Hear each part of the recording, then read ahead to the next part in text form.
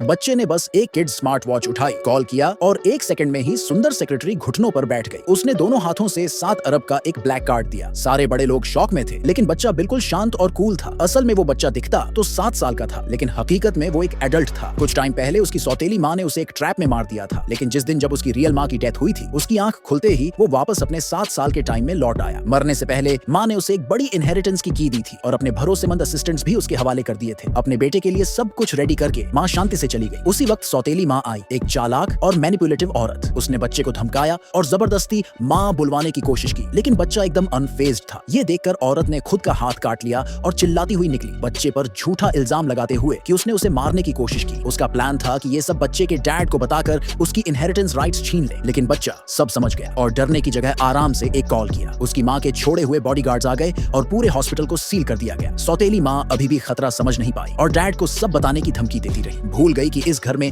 अब उसकी पोजीशन क्या है। अगले ही मोमेंट में बॉडीगार्ड ने उसका गला पकड़ लिया। उधर उसका इलेजिटिमेट बेटा, जो उसका अपना लाया हुआ था, अपनी माँ को बचाने कुछ गुंडों के साथ आ गया, लेकिन नीडियन बॉडीगार्ड्स रेडी थे। एक ने एक ही मूव में उसका हाथ तोड़ दिया। फिर भी वो लड़का समझा नहीं कि बच्चा अब बदल चुका है। उसने अपने बड़े भाई के टाइटल का इस्तेमाल करके बच्चे को दबाने की कोशिश की, लेकिन बच्चा उसे दिल से नफरत करता था। पिछले जन्म में उसी ने उसे मारा था, तो उसने एक रूलर मंगाई और उसे 99 थप्पड़ मारे ताकि उसे याद रहे कि अब कौन किसका मालिक है। ठीक उसी टाइम बच्चे के डैड की सेक्रेटरी अर्जेंसी में आई, सबको शांत करने की कोशिश में, लेकिन बच्चे को अपनी पिछली जिंदगी याद आ गई, जब इसी औरत ने उस सौतेली माँ और उसके बेटे की मदद की थी, जिससे उसकी पूरी जिंदगी बर्बाद हो गई थी। एक सिंपल सेक्रेटरी को खुद पर चिल्लाते देख बच्चा गुस्से से भर गया और रूलर से उसकी टांग पर एक जोरदार चोट मारी। उसे इतना गुस्सा आया कि उसे पिंजरे में बंद करने का सोच रहा था, लेकिन तभी उसका एक आदमी आया और याद दिलाया कि बोर्ड मीटिंग शुरू होने वाली है। बच्चे ने सोचा कि असली लड़ाई तो अब शुरू हो रही है, इसलिए फिलहाल उन्हें छोड़ दिया। उधर वो इलेजिटिमेट भाई, जो बच्चे से हार नहीं बचा पाया, भागकर अपने डैड के पास पहुंचा और कहा कि बच्चा पागल हो गया है,